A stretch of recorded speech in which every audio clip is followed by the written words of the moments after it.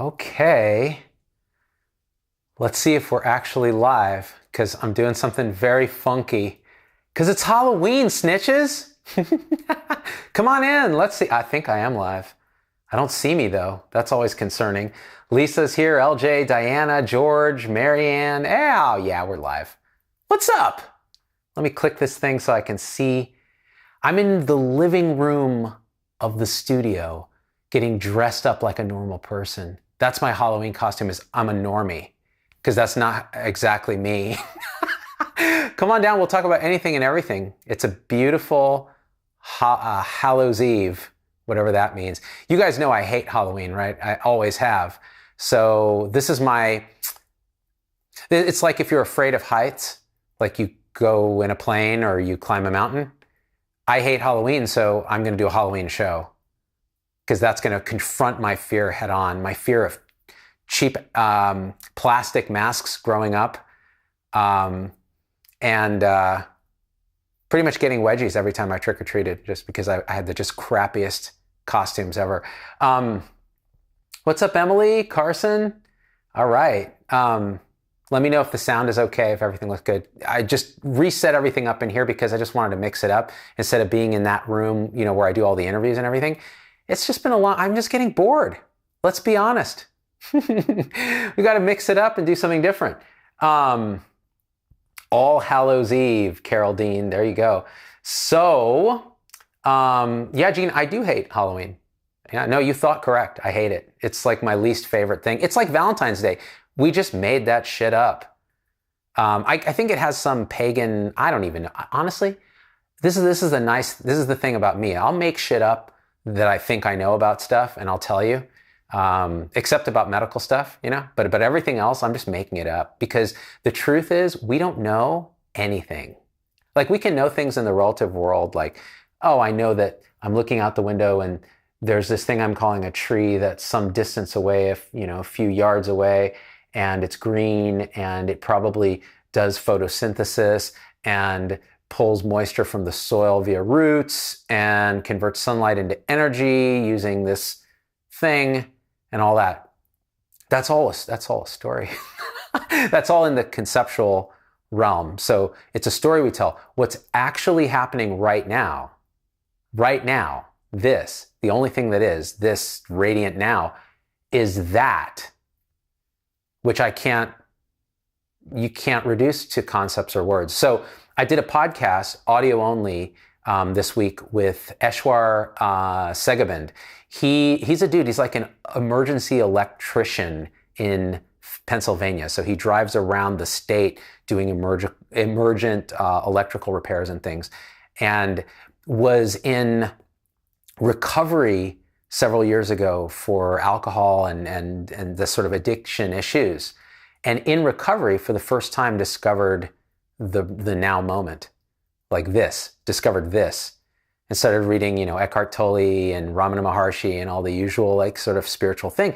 But he had a rapid, whoa, his entire identity just deconstructed. And that'll happen in recovery too. You'll often see this in alcoholics and AA, these sort of recovery communities, things just, the sense of hitting rock bottom, the sense of the person really struggling with what even am I? If not, am I an addict? Am I a family person? Am I a father? So all this questioning of belief as to identity, and everything just kind of unraveled. And so now he's incredibly clear when he points to this. And when we were talking about tree, for example, because we're talking about Halloween, which is all about wearing a mask. It's all about pretending to be an identity that you aren't, assuming another identity. That's what Halloween is. It's about identity and hiding what you think your real identity is and putting out another identity. But the truth is, all identities are a mask. They're all a conceptual overlay, a series of thoughts, beliefs, energetics that are felt like, oh, body is mine. I'm seeing out through my eyes because of this kind of way that the visual perceptual field works and all of that. And it's all a story. So we were talking about tree, which I see out my window here. Or you can look at this, television with flowers on it. Like, look, if I do this, you can see the flowers. Now it's the focus plane shifts to the flowers on my screen, right? And we call them, whoops, maybe it'll shift back to me. There we go. We call them flower. What's actually there is now nothing because it changed, but what's actually there is beyond the words, thoughts, beliefs, and descriptions that we use. It's the raw visual field, sound field, perceptual sensate field in the body. And even thought is just another appearance. It's the same as the other sense gates. It's a ephemeral appearance that seems to appear and then is gone as quick as that, because it's never static. It's never staying the same. So when I look at tree, when we look at the TV, we can say tree TV, we can put the Halloween mask on it and give it an identity and a conceptual sense of what this is. And then we think we know what it is. We go, oh, that's a tree. Okay. So what realization is, what awakening is, what enlightenment is, lovely word that, enlightenment, is seeing everything exactly as it is, prior to launching into reflective thought and only seeing it through the prism of conceptual thinking, which is one aspect of seeing reality. But reality itself doesn't care about your conception of it. It's just exactly as it is. So now when I see tree, what I see is colors, shapes, edges, radiance, complete impermanence. It's radically different in every single instant, and there aren't even instants. It doesn't exist in the sense that the mind wants to make it solid and permanent and moving through time. Instead, it's just that. And that takes on a kind of almost pre-adult magic. Like when you see a child look at a tree, they're just like a young child before they formed a solid sense of self and ego and self apart and all of that. They're seeing something well beyond what we're able to see because we filter it down into these concepts. And so Halloween's a good day to talk about this, actually. That wasn't my plan. I never plan anything when I do these lives. Sometimes I do. Sometimes I'm like, let's talk about COVID, but not today and not typically. And so this is what's arising, is this interesting juxtaposition between identity, Halloween, mask, and the mask that we put on the world every single day as humans living in this matrix of human consciousness that we can call consensus reality. Like the consensus reality that you pay your taxes, you go to work, you drive a car, you have children or not, you have a spouse or not, you have a partner, you live in a house, you are born, grow old, and die. There's suffering, like all of that. That is all a conceptual story that exists in our consensus reality. And it's actually made to feel quite real when we interact with other humans, because our very speech, our very language is in that sense a reduction, taking the infinite and turning it into remote. I can call this remote. But if I actually just look at this, it's like, what the hell? What is this? Before the mind turns it into something. And that's what in Zen they call beginner's mind. Beginner's mind is simply looking at the world through the eyes of a very small child that hasn't formed conceptions of it. Now, here's the difference. A very small child also doesn't have access to the wisdom that an adult does. So this isn't saying regress to an infantile state. It's saying transcend back to, you can include all the intellect, you can include the story, you can include the incarnate human form that, with all its wonderful story and consensus reality, and then also hold that in as part of this infinite what the hell of now, only this. And it's radically empty of any substance. It's empty of any permanent self. That's what's a real trip for the mind, is that all of this is happening by itself to no one. So you're not the perceiver of that tree. That's a story. It's just tree.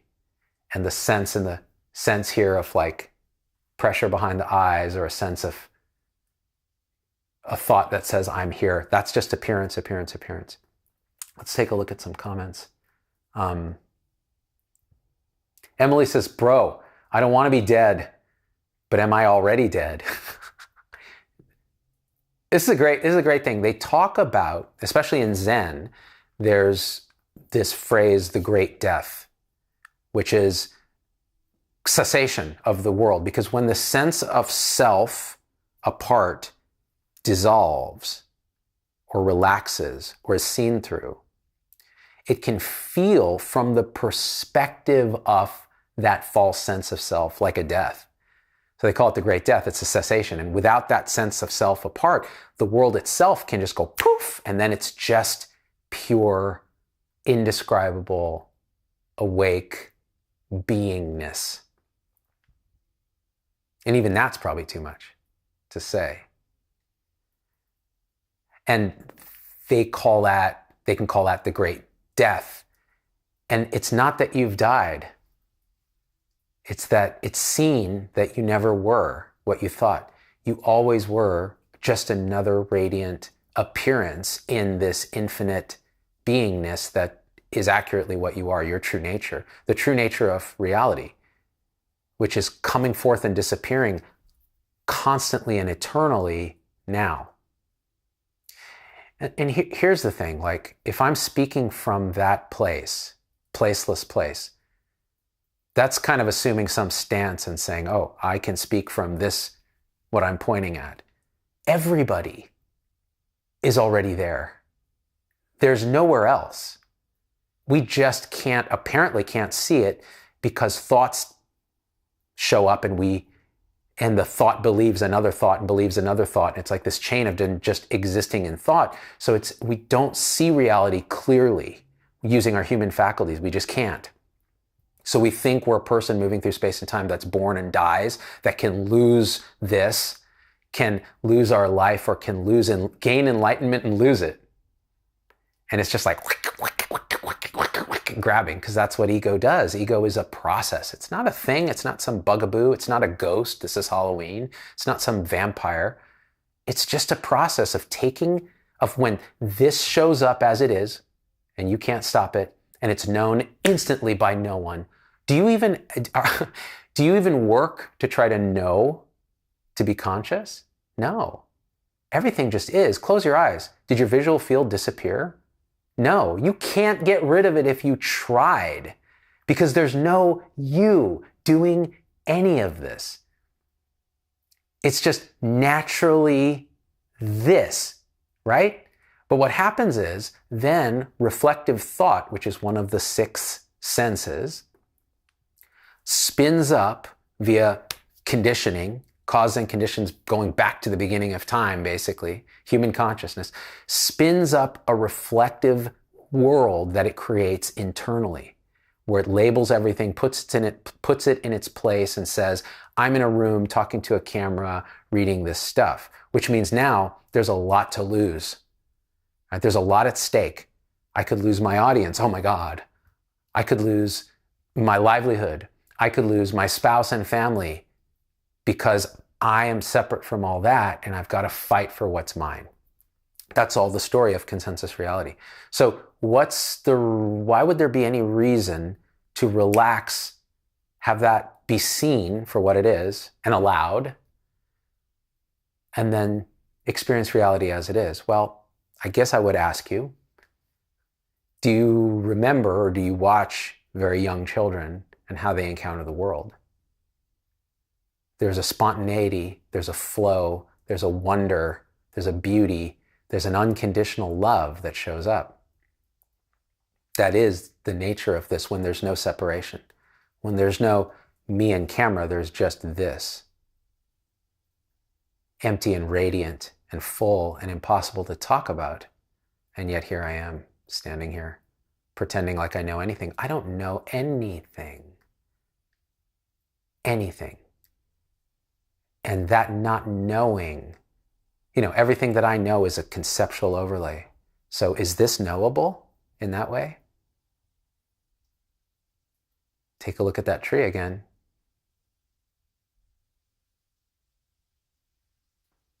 It's infinity showing up eternally here and now. And all you have to do oh my God, how do I access this? How do I achieve this? How do I attain this? What kind of meditation do I need to do? What kind of self-inquiry do you need to do? What kind of XXXYZZZ mind trying to get? That's fine, and there's nothing wrong with that. Believe me, I know about mind trying to get. I gots to get mine, right? That's just how we're wired. So how do you see this? It's so simple that we overlook it. And that's what I talked about with Eshwar. I put the link in my description for this video for that podcast because it's audio only. You won't see it on YouTube. It's a kind of surrender that you don't do to this. It's right here. It's never anywhere else. The first realization is realizing there's only this. And then you just look, just allow it. Okay, what is this? Curiosity. What is this? Does it have substance? Is there space and time? Or is there this? And then looking curiously, where is this one who feels like it's looking? And looking there and going, does that exist? And if it doesn't, then what? And it's just curiosity and the rabbit hole just... And at some point there can be a shift of non-conceptual knowing, where we call that awakening or first awakening, where it's just known. It's like, oh, it's so simple that the mind misses it. The first time I ever encountered this knowingly, I was reading Angelo's book, and it was a chapter, Angelo DeLullo, his book, Awake, It's Your Turn. If you haven't read it and you're into this, read that. I was reading the book, and the chapter on, I forget what it was it awakening or self-inquiry or something? And there's a segment where he talks about, well, for some people, it's a matter of the mind that's creating this world has to just stop. And it's impossible to tell you how to do that because you don't do that. The mind just stops creating, and then you see what's actually here. And I was reading it, and it had a list. And by the way, don't try to recreate this. There are a billion infinite paths to this because there's no path, because you're already there. It just gets very Yoda. So I'm reading it, and he goes, okay, here, some people just need to be told, stop. Stop managing, stop creating, stop looking for enlightenment, stop not looking for enlightenment, stop trying to stop, stop. And he goes to this list. And as I'm reading it, I had some reading glasses on, and I was sitting on a couch in my living room at home. And I was reading, just stop, just stop, just stop, just stop, just stop. And I looked up, and these reading glasses they're close distance reading glasses. So everything at a distance was a little defocused. So as I look up, all thought, all conception seemed to stop. And what was in its place was everything, just as it is, perfect, radiant, empty, like almost transparent, but like right there, just window, floor, hands. And with that, now, by the way, I'm trying to describe to you something that's not describable in words. I'm trying to point, and I'll fail, but hopefully I'll fail decently. Everything is exactly as it is in its right place. And what arises in what we call body is this deep sense of just amazing gratitude that everything is, and also a sense that it's all perfect, like exactly right. It couldn't be otherwise. And it's this huge sense of just natural equanimity. Now, this all happens instantly, not in time, because there's no experience of time. So after the fact, when you tell a story about it, the mind comes back and starts putting it in boxes, putting language on it.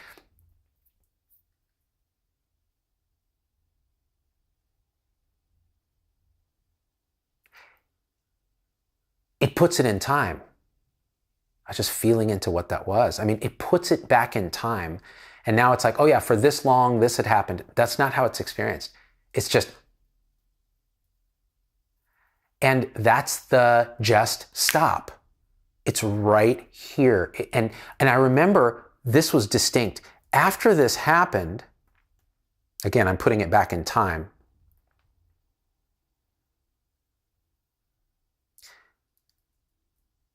My mind came back and said, it literally said this to me. And notice how I,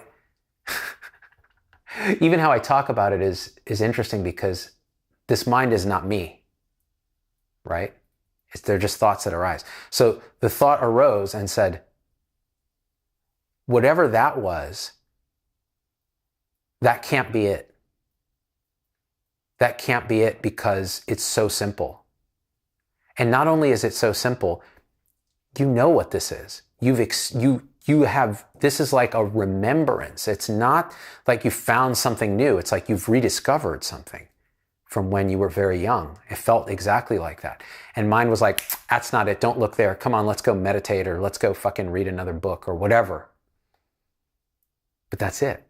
That is it. It's that simple. So if you're watching right now and you've been on a spiritual path, or you're like banging your head against stuff, suffering, doing all the things, whatever, just stop. It's right here. It's so simple. It's now. And it's always been this. And so that was a kind of transformation for me, where if I relaxed, there it is. It's right there. It's just relaxing back into this. And then I talked to Eshwar all those couple years ago when this first happened. And I was, again, the mind had come back, and the ego had really, like, all the alarm bells in the ego were going off. Like, hey, stop. This isn't it. You need to come here. You need to do this. You need to seek that. Because ego needs that doing, that seeking to feel. I mean, that's its whole point, is to do a part. And so it's deeply, that pattern of energy is deeply threatened by this, because it's so simple and it's right here, and it's like, it has nothing to do. It's totally disarmed. So when it reasserts, it can feel really uncomfortable. And so that's when I first called Ishwar, and I was like, yeah, so Angelo gave me your number, said I could text you. Here's my story. So he calls, and I tell this story in the podcast, so you should definitely listen to it. But, I just said, this is what's been happening, and I had this experience, and I had that, and this awakening, and that, and this, and the other thing, and the other thing. And he's just like, that's great. That's wonderful. I'm glad you've done all that. You've been a good boy. Here, stop. Pull the car over. Stop. Seeing, just hearing, just sensing, just thought, exactly as it is. Where's the me in that? Look. Just cycle through your senses, seeing, hearing, sensing, thought. Break this conglomeration down like a prism into just what is exactly happening, and notice there's no you in that. And he's talking me through these pointing out instructions as I'm sitting there, and there it is, radiantly apparent. Again, the equanimity shows up, the sense of timelessness shows up.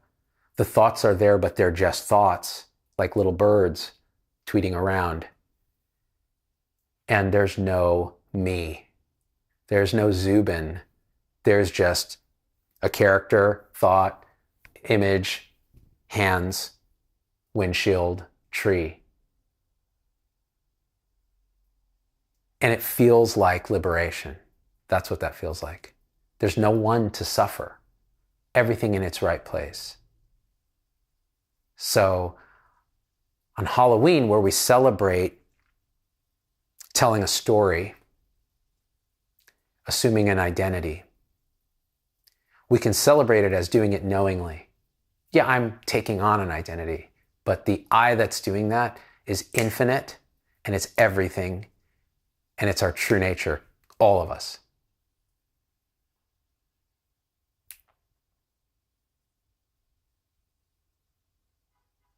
Emily says, when have y'all felt the most alive in your experience? Yeah, so I'll put that to you guys. I can just say from here,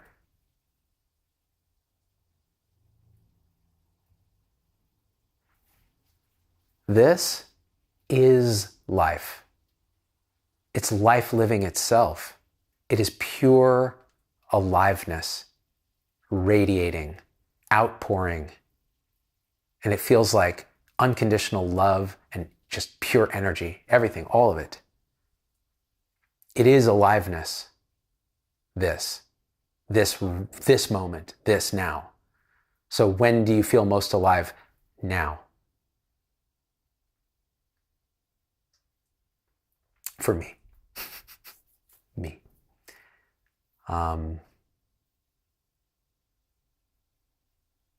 Christopher says, yes, but at the same time, you can't not be you. You can't be present if you can't do both at the same time. Key. So what do you do then? There's so many traps here. There's the trap of trying to transcend and disappear into the infinite, into emptiness, and say, there's nothing here, there's no one here, there's no responsibility, there's no problems, there's no nothing. There's nothing to do and no one doing it. So whatever happens is fine.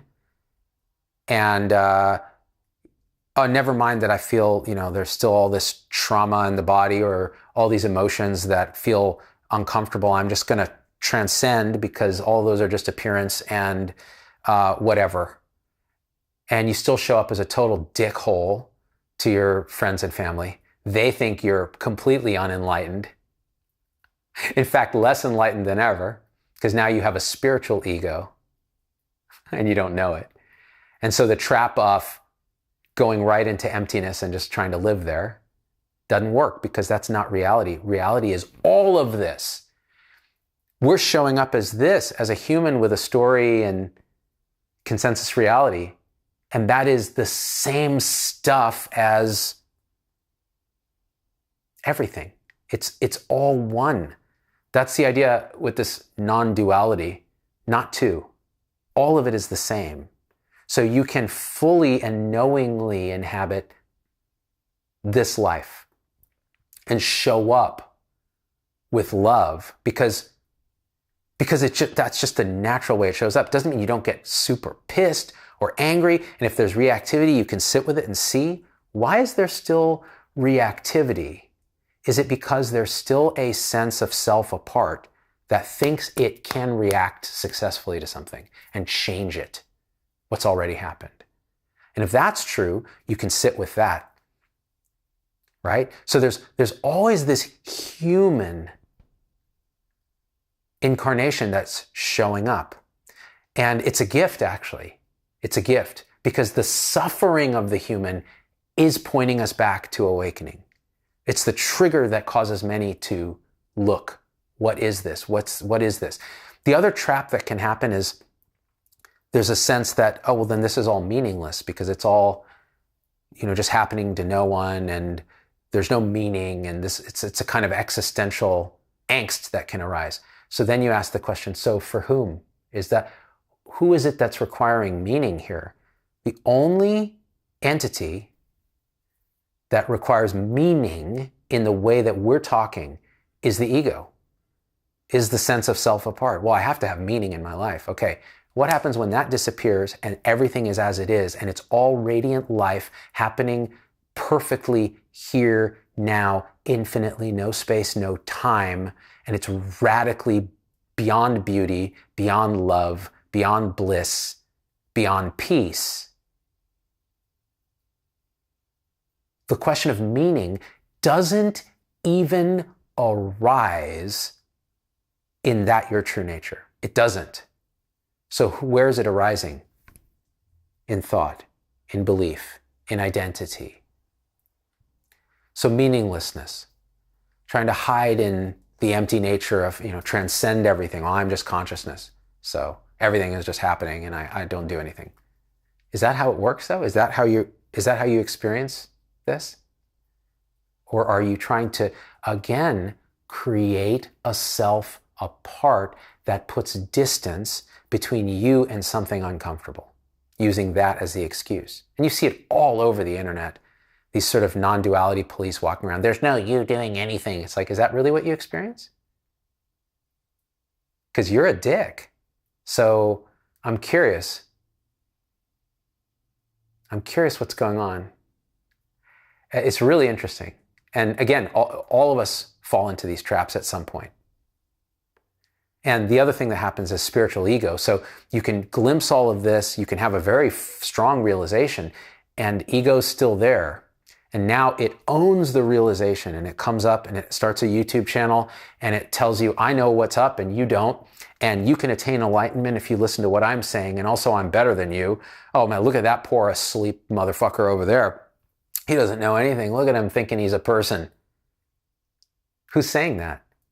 The person, the identity.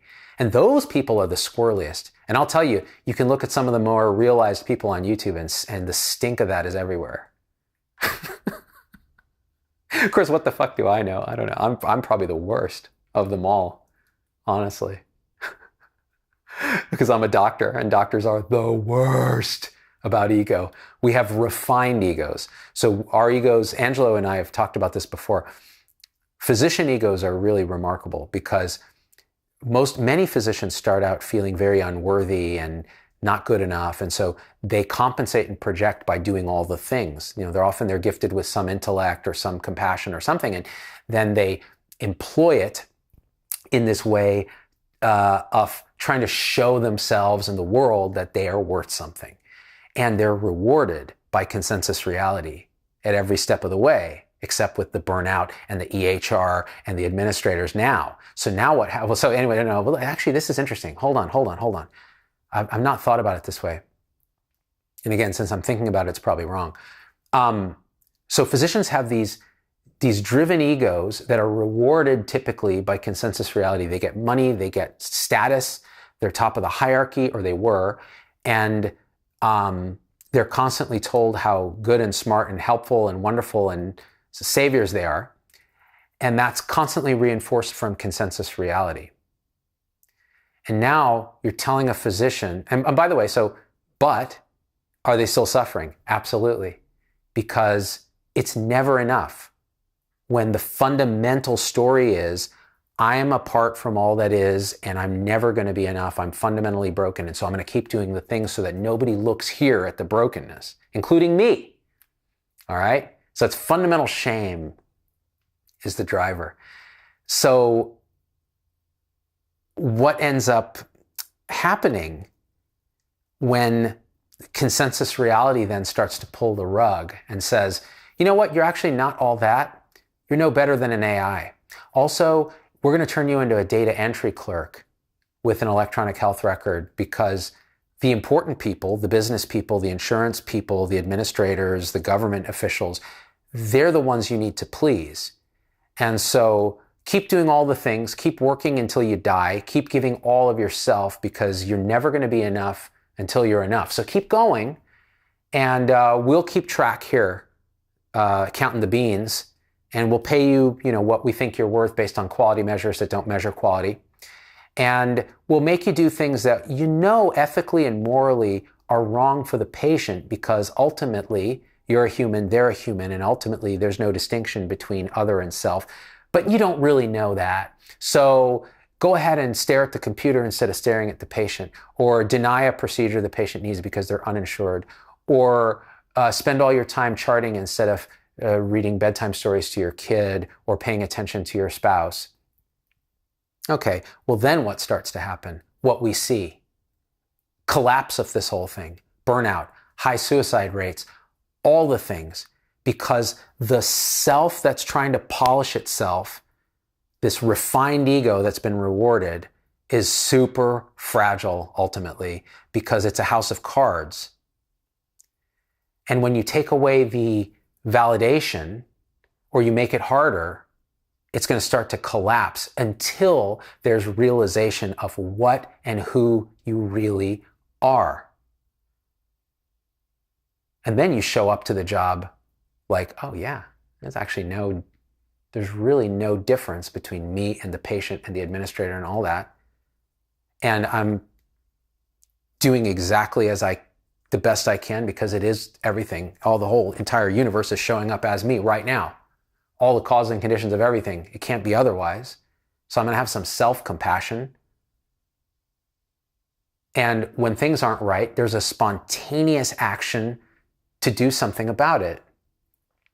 Not because we think there's a self that's going to change something, but that it just arises that way. Life is living itself through the apparent instrument of you.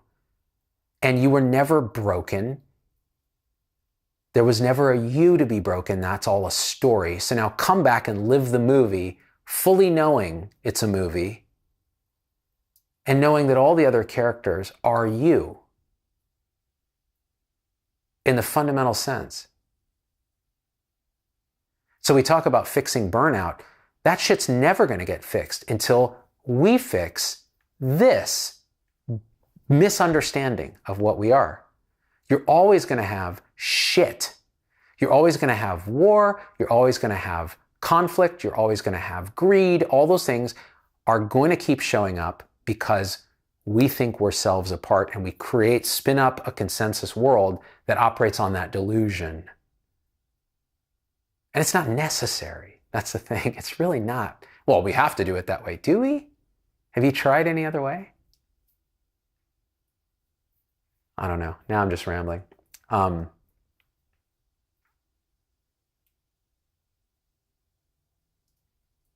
Let's see. I hear you saying life is naturally manifesting rather than the mind trying to control from a space of clinging and resistance. So that's really what it is. Mind will reflect in consciousness a thought world that is just an appearance. Part of that thought world is the sense of identity that there's a one doing things in the world.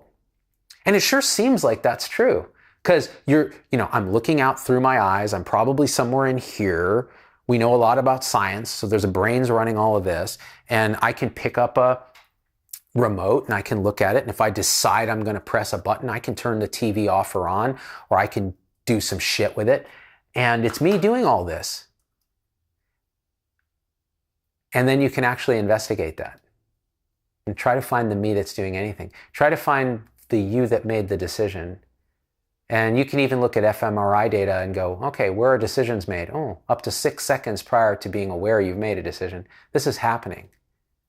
This is like awareness inhabits a movie. And the body mind that it inhabits has this awareness radiating, and it makes the misperception that it is the source of the awareness and the source of the doing.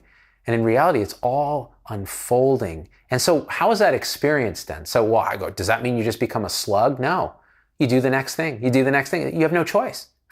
It's just happening. And there's a sense, again, of perfect equanimity, even when things don't seem perfect from the standpoint of the mind. Oh my gosh, someone cut me off in traffic. Okay. Respond, turn the wheel, check the rear view, make a resolution to be a little more defensive next time I drive, whatever it is. But what doesn't happen is that motherfucker. And then all the rumination of what I should have done differently, what I'm going to do, to this guy honking and then reacting and all that. That's the natural human cascade that comes from the fundamental misapprehension that there's a doer that can make that right, that can actually change something that already happened in thought. It's pure delusion. I hate to say it. And the thing is, there's tons of spiritual teachers and new age people that won't talk directly. Either they don't see it or they know that that's not a message that sells. But that is the truth. That is the truth. It just is. So you can know instinctively, you don't exist, you never did. All of this is appearance, radiating perfectly from an infinite mystery, only and always now. And you can still show up and kiss your daughter on the forehead and feel that relative world love and belonging. And you can also see her as pure mystery and radiance and not other than you. And it's just how it is. And again, it's so simple that the mind will overlook it. The mind will try to make something out of it. That's the uniquely human thing, is to try to do something with everything.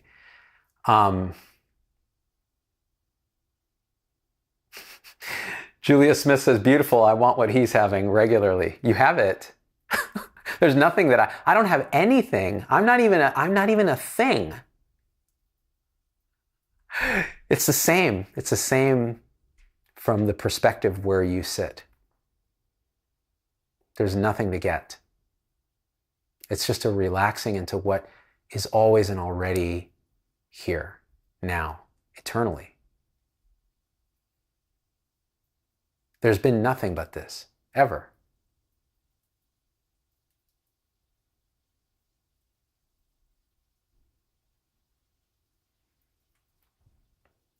Prem Seva says, so the question becomes, what makes what you're saying now different from the spiritual non-dual people on YouTube you were discussing earlier?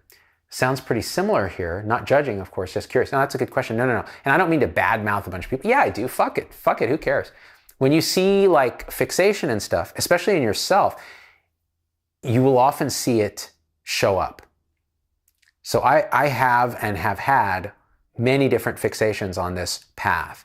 And one of the fixations of the radical non-dual people is that there's no path, there's nothing to do, there's no you. Anytime you speak in the first person, you're being an idiot.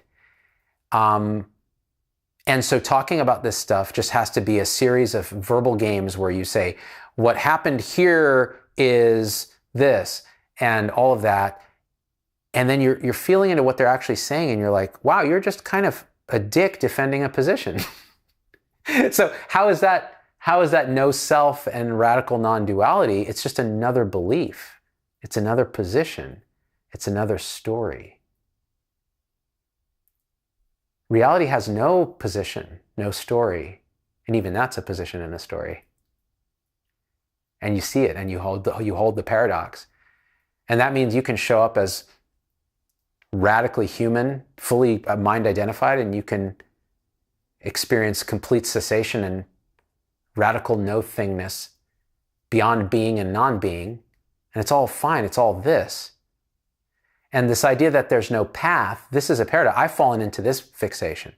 Like after a big shift and a big realization, it's clear there was never a path, there was never a me, there was nothing that happened, there's no space and time, so there's no attainment, there's nothing to gain that happens in the future. It's just this, it's all energy happening radiantly from nothing. It's a mystery we can't know. So everybody shut the fuck up and move on. Well, a fat lot of good that does anybody, including your historical self. If you look back at your own story, like even the radical non-dual people, they all had a story. They all did the seeking, pretty much. I mean, with a few exceptions. They all, actually, I'm not even sure what the exceptions are. Put them in the comments if you know an exception to that story. They'll say Ramana Maharshi was an exception. Not really.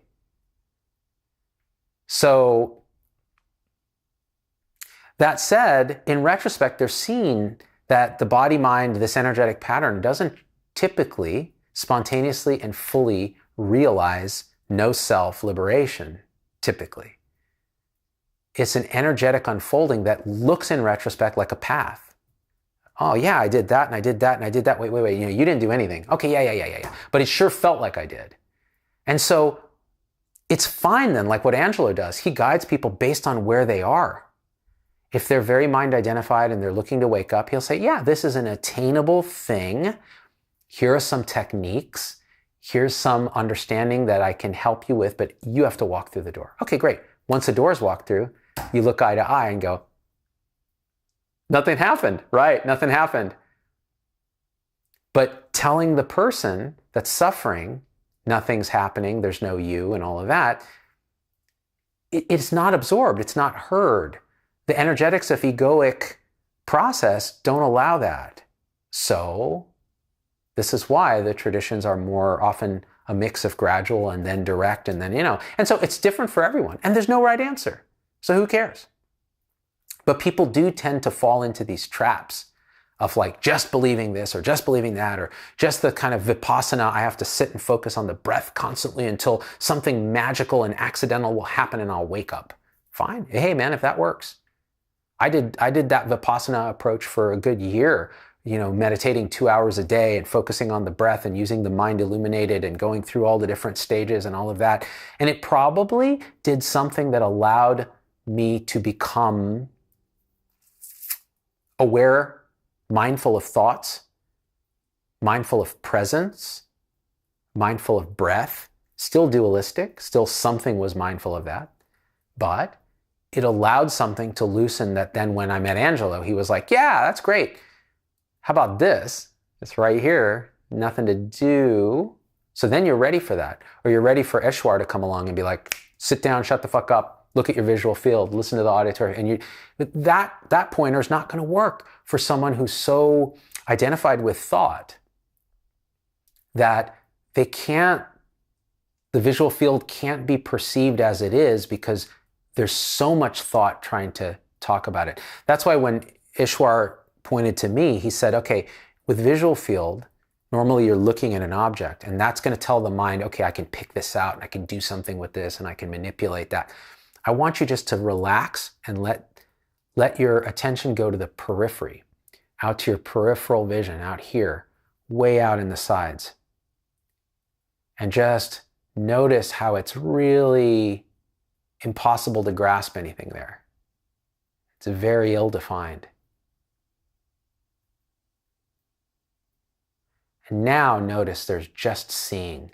In the seen, only merely the seen. That's it. It's just this. Just what's seen. Just seeing. No seer. No me. Just the seen.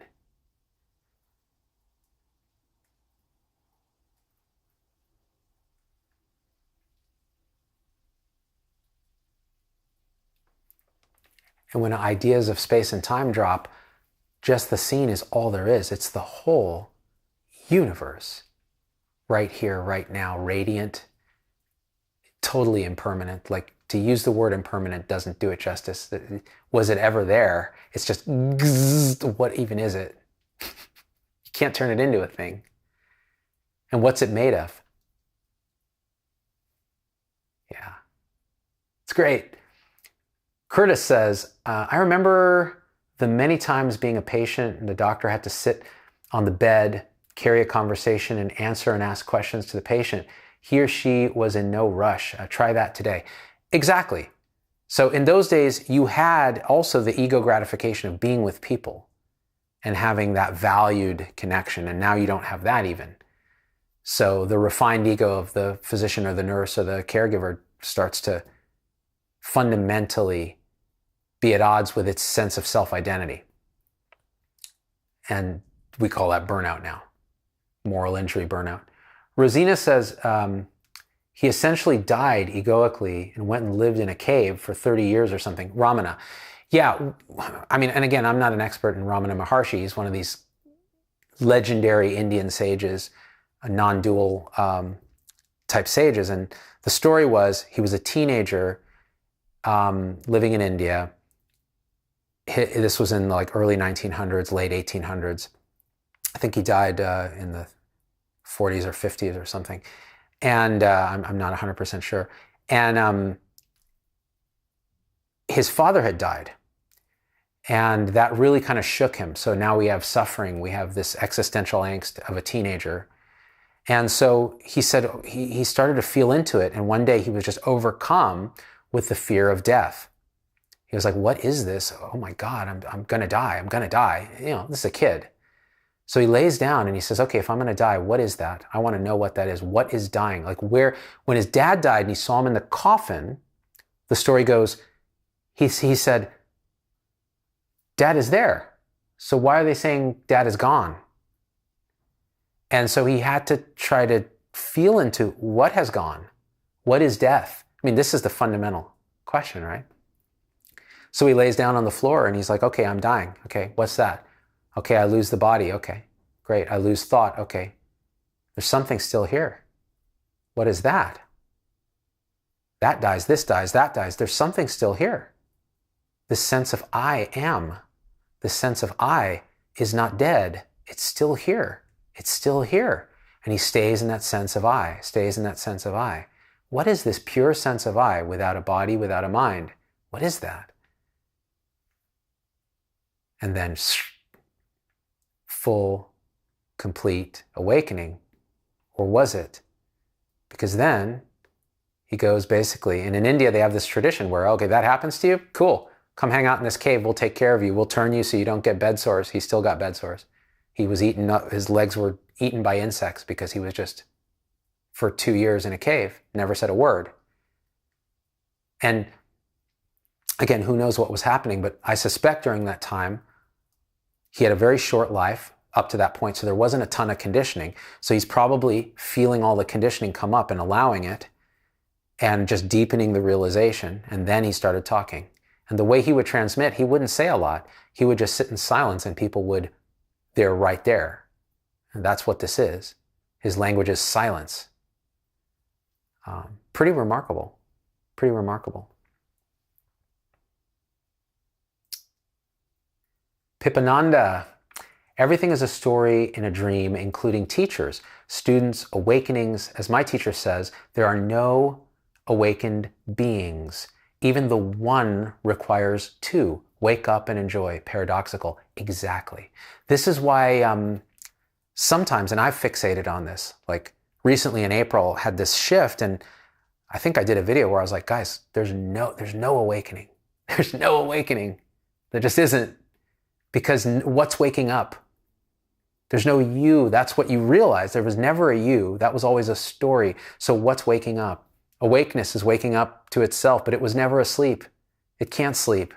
So what is awakening? Where are these beings that we're supposed to save, these sentient beings? This is the paradox.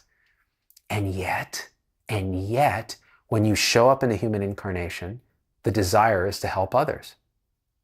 After that realization, typically. So what is that? Doesn't matter. It's exactly life living itself. That's how it shows up. Total paradox. No teachers, no path, no students, no awakening. Dogen says it best, actually. He's a great Zen master, ancient Zen master. He says, to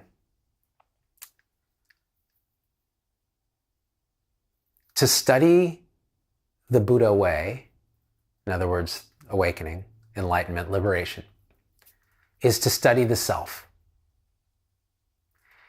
Then he says, to study the self is to forget the self. Now this is key. He doesn't say to realize the self is not real, or to think about the self as being unreal, or to find no self, or to, he doesn't say any of that. He says to forget the self. In other words, stop using memory, belief, all of this. It just stops. That process energetically stops and the self is just forgotten. There never was a self. What is forgetting? It's like it never happened. So to study the Buddha way is to study the self. To study the self is to forget the self. Then he says, to forget the self is to be actualized by myriad things. Now, what does that mean? Actualized by myriad things. In those days, when they talked about myriad things, they were talking about the world of form, typically. So, to forget the self is to be actualized by myriad things. Remember what I was pointing to earlier. No you, just this, just the forms. appearing and dissolving, empty, perfect, radiant, only now. No distinction between seer and seen, just seeing. That's it. Actualized by myriad things.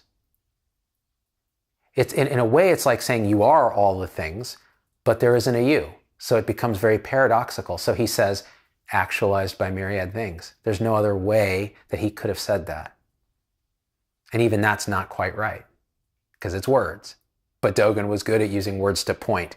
People look at the words, but really you ought to be looking where he's pointing. So to study the Buddha way is to study the self. To study the self is to forget the self. To forget the self is to be actualized by myriad things. When actualized by myriad things, your body and mind and the body and minds of others drop away.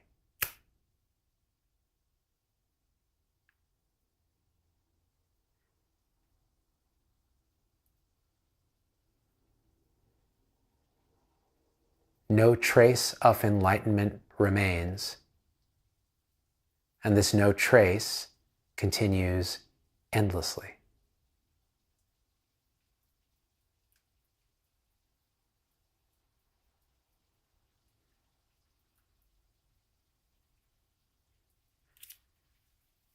I'm not going to say a word about that, because Dogen said it directly.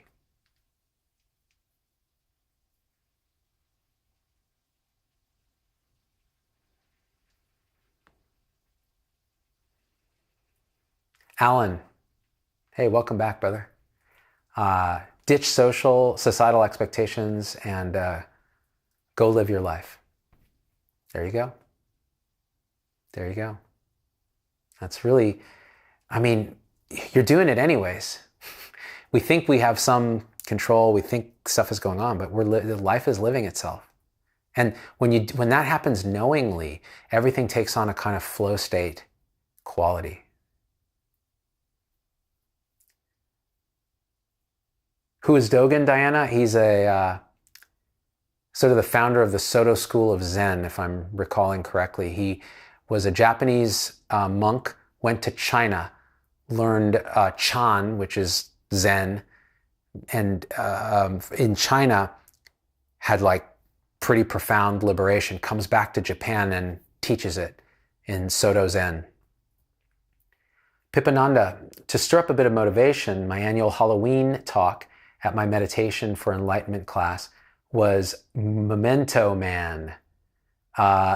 Put down the cell phone and remember your death. Oh, right, Memento. It's a great movie. Put down the cell phone and remember your death. Oh, that's great. That's a beautiful koan, dude. Emily says, how about having a big retreat, Z-Dog? No way. I don't know anything. We could all get together and sit quietly. That would be nice. We're doing that in November with Angelo in North Carolina. That's going to be great. It's nice, just the silence and other people that are there, apparent other people that are there sharing the space. There's something energetically amazing about it. Energetically, like you feel it. You're just like, oh, you can cut this with a knife, whatever this is. In Zen, they call it joriki, meditative concentration. It just builds and builds and builds. And it allows you a kind of deep presence to investigate more clearly and without distraction your true nature. This. Highly recommend. And again, it's process, so it doesn't really exist, but yet here it is, showing up. I love it. This character really loves it. Loves it. Loves the silence. Loves not having to talk to people, not having to put on a mask, not having to be a character, just sitting with others who care about this. Yeah, it's beautiful. Oh, Memento Mori. Sorry. I was like, Memento Man. Memento Mori. Yeah, I was thinking about the movie Memento, which also it all goes backwards, right? Memento Mori. Prem says, this is beautiful. It's all relative anyways. So the words don't matter. I got to put these glasses on. The absolute can't be pointed to in words. I appreciate you sharing and hosting this space. Thank you for being here. Yeah, this is the paradox, is it can't be spoken, but yet words can point in that direction. And if you're sensitive or you're in the cause and conditions line up, the grace can happen where it's seen, it's known, and not in the intellectual way. You know this already. I'm preaching to the choir. Bearded electrician! Effort is needed until it isn't. That's it. Bearded electrician, I believe, is Ishwar, and I've been pitching our podcast, brother. So it's in the link in the description. This guy, talk about effort is needed until it isn't. This guy put in all the effort, sitting in recovery, doing all the things, and then it was like, and now talking to him is like talking to emptiness. It's just fucking great. Effortless flow, right? Even when it appears to be turbulent, that's still this. Yeah, fantastic. I better just keep these on at this point. Yeah, the movie was great too, Pip. Yeah. Sarah says, now the Mentos theme song is in my head. The Fresh Maker? Nice. Ian says, I love the honest discussion on teaching. Hearing the paradox that teachers go through helps me, the student, understand the paradox I'm in. Yeah, man. It's all felt to be completely paradoxical from the standpoint of mind. So when you're running up against paradox, you're in the right place, because reality, beyond mind, beyond ability to describe, beyond conception, nothing is paradox because everything is simultaneously. So paradox doesn't even make sense from there. But from mind and from language, it's total paradox. You are and aren't. There are others and no others. This is empty and full. Nothing is happening. Like this sounds like complete gibberish, complete paradox. And yet it's all true. All of that is true. All of it. I mean, and again, even truth, let's hold that paradox. Nothing is true. And yet that is true. Adyashanti has a really good inquiry. It's, what do I know? What can be known right now beyond any doubt?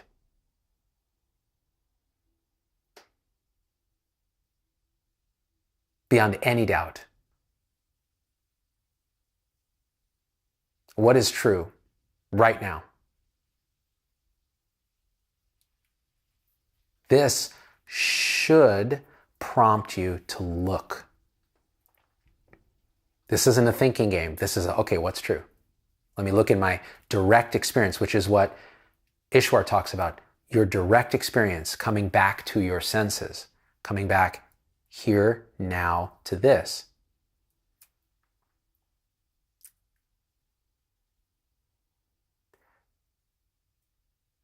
Diana says the paradox breaks the brain programming. Yeah, or the programming comes back and says, well, this doesn't make sense, so I'm not going to do this, or this is wrong. This can't be right. Craniotomus, is it just me or Z-Dog looks gay now? Go LGBT. Well, what does looks gay mean like? I mean, what does that mean? I mean, I'm flattered. Because looking gay means I look less like the piece of heterosexual, poor fashion sense trash that I am, identity-wise. Peter, the only true thing is awareness. Okay, so I know what you're pointing at. But even that, like if we're holding that as a thought, you could argue and look at thoughts and go, no thought is objectively true. It's all story. So what is this thing we're calling awareness? Is it a thing? Can it be found?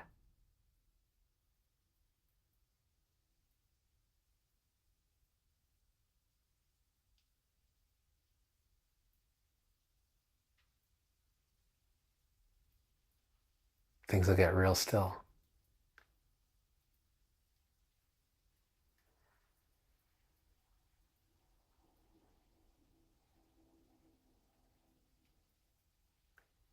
Sue, love how Ishwar describes seeing infinity through his daughters. So beautiful. Yeah, that was really beautiful. Yeah. All the rainbows reflecting off the little hairs on the face. And yeah, and that's it. Sarah says gay equals happy. Nice. So LGBT stands for let's get batty today, like meaning super batty happy. Tiffany, have you read this person's Positive Intelligence?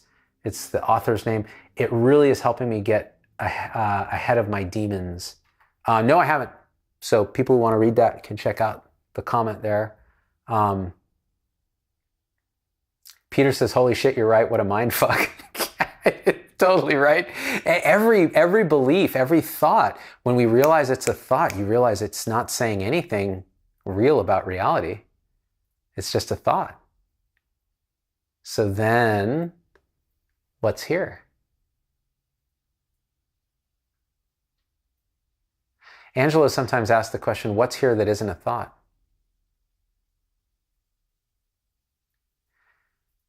Or you could say, what's here that was never born and will not die? But even that's very heady. You could say, fuck, you could say a lot of things. It's just this. What is this?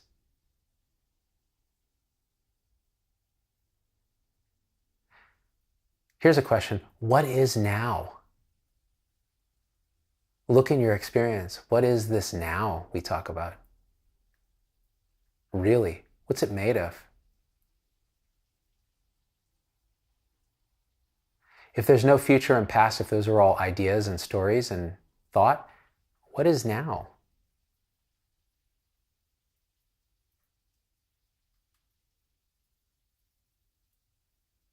That'll fuck with you. Hey, Lisa. Who all is going to Angelo's retreat and what dates? Yeah, so it's November 26th to December 2nd. So let's see who all is going. The in crowd. Oh, I like that, Rick Reynolds. LGBT, let's get beautiful together. I like that. It's gorgeous. Skater Cranes says, don't worry about nothing because nothing's going to be okay. I love that. That's a beautiful paradox. Yeah,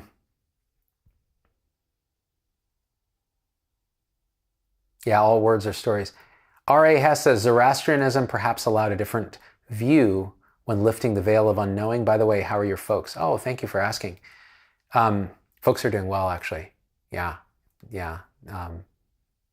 They're carrying on. They're 83 and 81.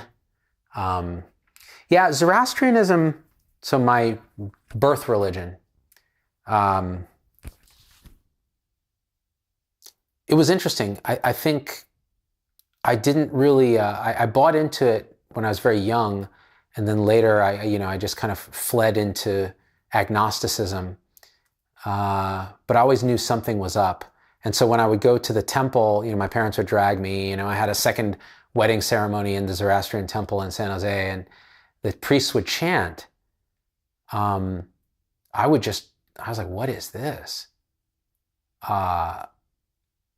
You'd feel like, ooh, something kind of ancient is triggered by that.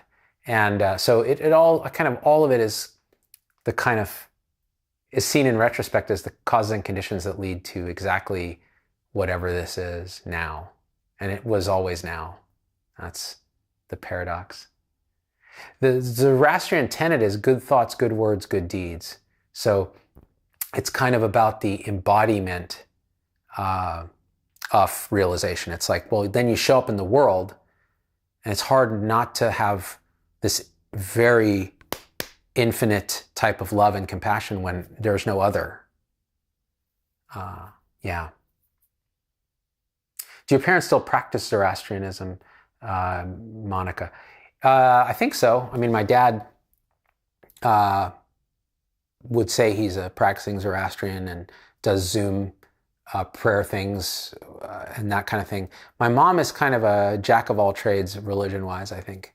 So a little of this, a little of that, that sort of thing. Yeah, Freddie Mercury is a Zoroastrian, George. All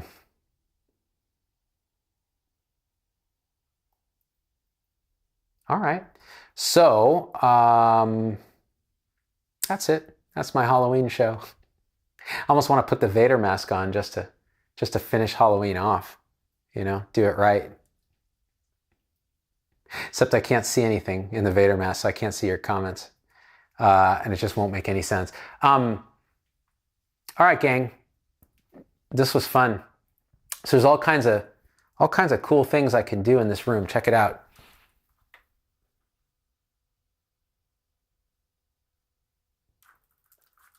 So we could have oh crap, I gotta go all the way over here. Could have a lighter background.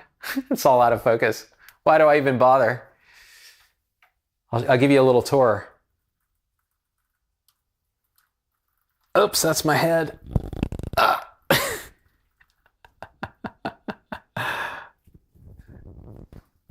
It's just not gonna work. When I do supporter rounds for the paying subscribers, my crew of people that really care about this stuff will walk around. We will often walk around the studio and I'll give them a little tour and stuff. Look at that rainbow. Whoops, there it is. That's cool. Oh man, my tripod has a lot of grease on it. I have to clean that. It's like the lubricant they use on the, ugh. Don't like that. Disgusting. Yay, plant. I know Sarah loves the plant. Yeah, I think that's it. All right, gang, have a wonderful and safe Halloween. Remember that the mask you put on or the costume you put on Halloween is no different than the mask we wear every day in consensus reality. It's just another mask. And if we see them all as flavors of life, life living itself, the same life looking out through all eyes, that might be an interesting start. All right, gang, I love you. Till next time, we are out. Peace.